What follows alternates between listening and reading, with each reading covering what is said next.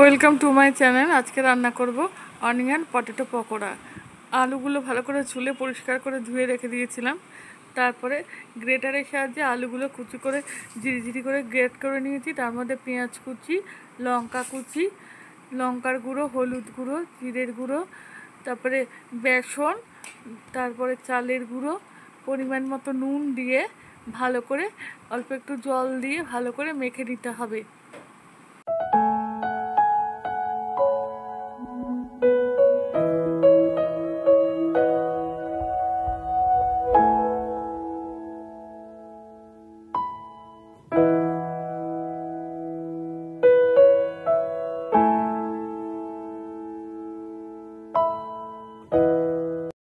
তারপরে ভালো করে মেখে রাখতে হবে। তারপরে কড়াইতে সাদা তেল দিয়ে অল্প অল্প বড়ার আকারে গোল গোল করে এপিট ওপিট করে লো করে ভাজতে হবে, যাতে ভালো করে ক্রিপসি ভাজা হয় বড়াগুলো।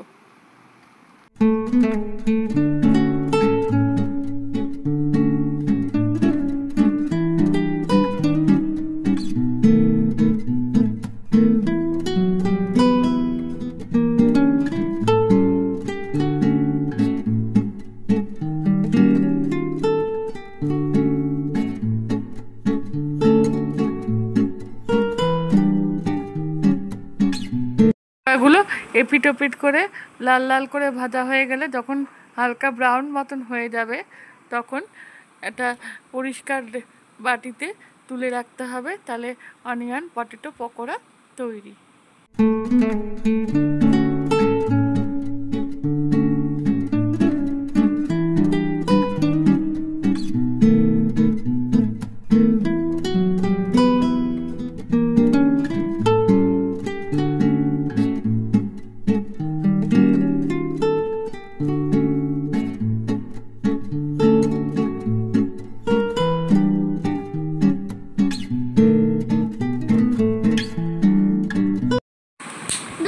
সবাইকে আমার ভিডিও দেখার জন্য থ্যাংক ইউ।